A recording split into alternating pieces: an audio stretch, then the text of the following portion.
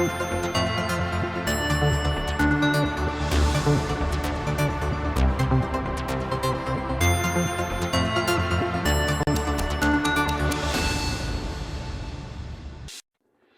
ይስጥልን ተመልካቾች ከትግራይ ቴሌቪዥን የሚተላለፍ የአማርኛ ቋንቋ ዜናችን አሁን ጀምሯል። አብራችሁን ቆዩ።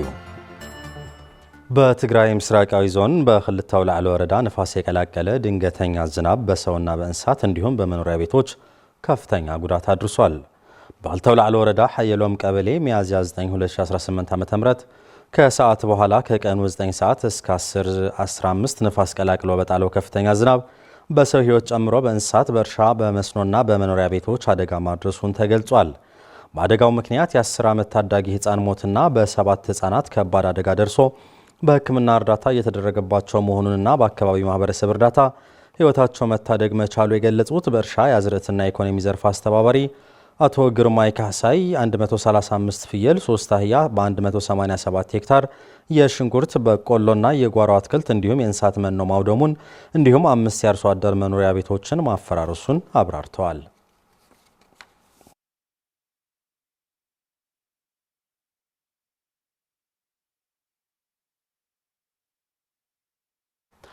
በተያዘ በአብይ ዓዲ ከተማ ያጋጠመው ድንገተኛ ንፋስና ዝናብ በተፈናቃዮች መጠለያ ካምፕ ከፍተኛ ውድመትና ጉዳት አድርሷል።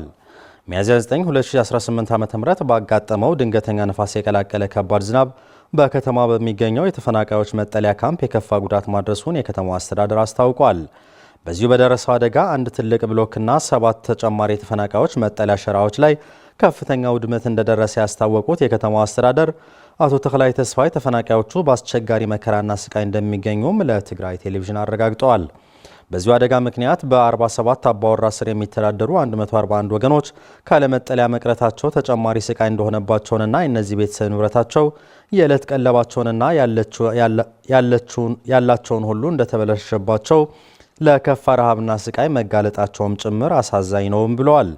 ከ5 ዓመታት በላይ በመጠለያ አስከፊ ሕይወትን እየመሩ ያሉት ተፈናቃይ ወገኖች ከረሃብ በተጨማሪ የተፈጥሮ አደጋዎችን ተጋላጭ በመሆናቸው ለዘላቂ መፍትሄው በፕሪቶሪያ ስምምነት መሰረት ወደ ቀያቸው መመለስ ብቻ እንደሆነ ያስታወሱት አስተዳደሩ አሁን በደረሰባቸው ጉዳት በከባድ ፈተና የወደቁት ተፈናቃዮቻችን መንግስታዊና መንግስታዊ ያልሆኑ ድርጅቶች አስቸኳይ እርዳታ እንዲያደርሱላቸው የአብይ ዓዲ ከተማ ከንቲባ ጥሪ ማቅረባቸው ሪፖርተራችን ንጉስ አማረ በስፍራው ተገኝቶ አድርሶናል።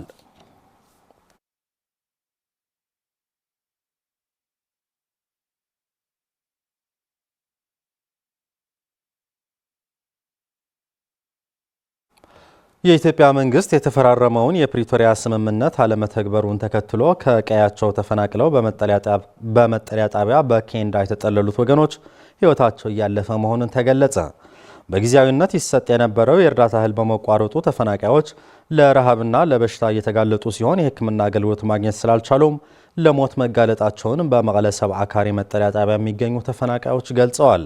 በመሆኑም አስቸኳይ የምግብና የመድኃኒት ድጋፍ እንዲደረግላቸውና ችግራቸው በዘላቂነት እንዲፈታም የኢትዮጵያ መንግስት በአስቸኳይ ወደ ቀያቸው እንዲመልሳቸው ጠይቀዋል። ስለሻጎስ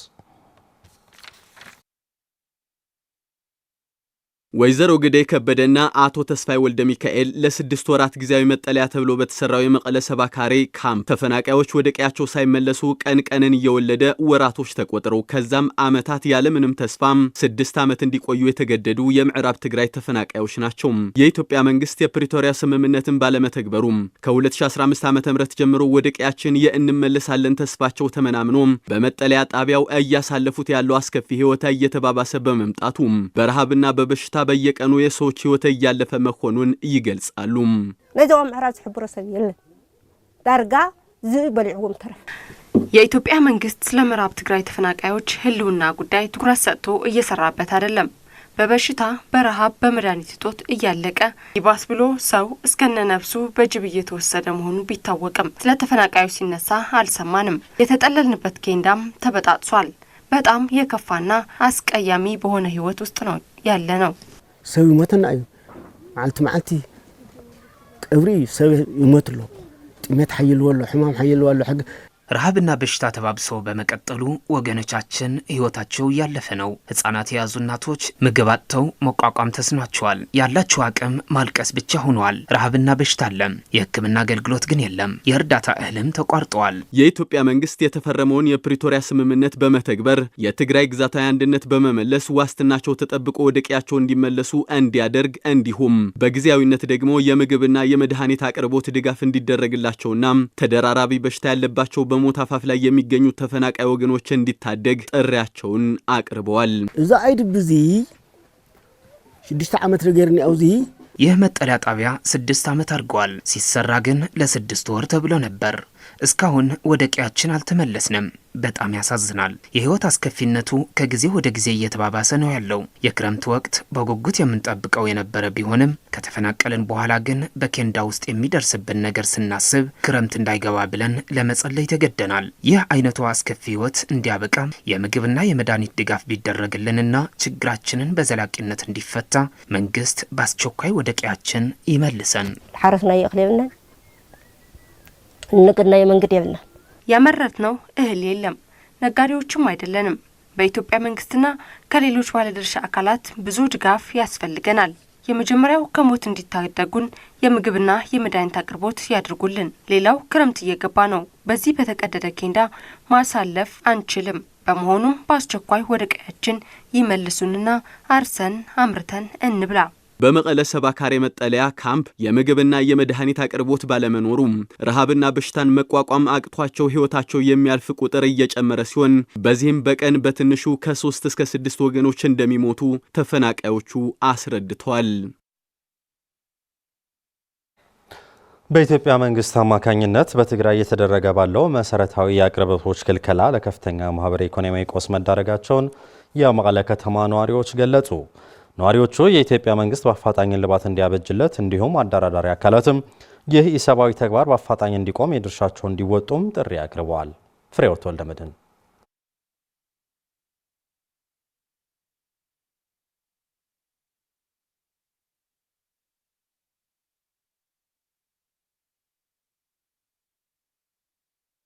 በፌዴራልና በትግራይ መንግስት በፕሪቶሪያ ከተማ የተፈረመው የጦርነት ማቆም ስምምነት በትግራይ ህዝብ ላይ ከፍተኛ ተስፋን የጣለ ስምምነት ነው። ይሁን እንጂ የፌዴራል መንግስቱ በስምምነቱ መሰረት መፈጸም የሚገባቸው ዋና ዋና ነጥቦች መካከል የትግራይ ግዛታዊ መሬት አለመመለስ ተከትሎ ተፈናቃዮች ወደ ቀያቸው እንዳይመለሱ ማነቆ ሆኖ ለ6 ዓመታት በስቃይ ላይ እንዲኖር ተፈርዶበት ይገኛል። ይህ ሳይበቃም ከቅርብ ጊዜ ወዲህ በኢትዮጵያ መንግስት የነዳጅ በጀት እንዲሁም ሌሎች መሰረታዊ አቅርቦቶች ወደ ትግራይ እንዳይገባ መከልከሉን ተከትሎ በእንቅርት ላይ ጆሮ ደግፍ ሆነበት ይገኛል። የኢትዮጵያ መንግስት በትግራይ ላይ እየፈጸመ ያለው የነዳጅ በጀትና የመሰረታዊ አቅርቦት ክልከላ ከባለፈው ጉዳቱ ያላገገመ ህዝብ አሁንም ለከፍተኛ ማህበራዊ ኢኮኖሚያዊ ቀውስ እንዲጋለጥ አስችሎታል ሲሉ የመቀለ ከተማ ነዋሪዎች ተናግረዋል። የፕሪቶሪያው የሰላም ስምምነት ሲፈረም በትግራይ ህዝብ ዘንድ ትልቅ እፎይታና ተስፋን እየጣለ ነበር። በተለይ ተፈናቃዮች ወደ ቀያቸው ይመለሳሉ፣ የትግራይ ግዛታዊ መሬት ይመለሳል፣ የትግራይ መልሶ ግንባታም ይረጋገጣል፣ እንዲሁም ህዝቡ በሁለንተናው መልኩ እፎይታን ያገኛል ብለን ነበር። ነገር ግን በተቃራኒ ነው እየሆነ ያለው። ተፈናቃዩ ስቃዩ ከፍቶ በየቀኑ የሞትን ዜና ነው እየሰማን ያለ ነው። ብር በባንክ እያለህም እንኳን መጠቀም አልተቻለም። በተለይ ሁሉንም ነገር ሊያንቀሳቅስ የሚችለው ነዳጅ የለም። ስለዚህ በጣም ከባድ ችግር ነው ያለው። ወሊ ፕሪቶሪያ አወረቀት ሕጂ ታሪፉ ዋላ ተምተዓልቲ አካላት የፕሪቶሪያው የሰላም ስምምነት በወረቀት ላይ እንደተፈረመ ነው የቀረው ብዬ ነው የማስበው። በስምምነቱ ላይ የፈረሙም ይሁን ያፈራረሙ አካላት እንዲሁም መላው የዓለም ማህበረሰብ በሚገባው መልኩ ክትትል ባለመድረጉ ምክንያት አሁን ላይ ድምፅ አልባ ጦርነት ነው እየተካሄደበት ያለው። በተለይ አሁን ላይ እየተደረገ ያለው ክልከላ ከባድ ችግር እየፈጠረ ነው። ይህ የሚያሳየው ደግሞ በጦርነቱ ያላገገመው ህዝብ አሁንም በእንደነዚህ አይነት ችግሮች ለማዳከም ያለመ ነው። ትሕቲ ናይ ድምፅ ጥይት ዘለው ኩሎም ናይ ኩናት እጽዋታት የምልካው አውግኢና አለና ከመሳሪያ ድምጽ በታች የሚደረግ ጦርነት ነው እየተፈጸመብን ያለው። ህዝቡ እንዲራብ፣ ሕክምና እንዲያገኝ እንዲሁም ስደትን በመምረጥ ከሀገር እንዲሰደድ ነው እየተደረገ ያለው። ይህ ደግሞ ከመሳሪያ ድምጽ በታች ቀውሶች ናቸው።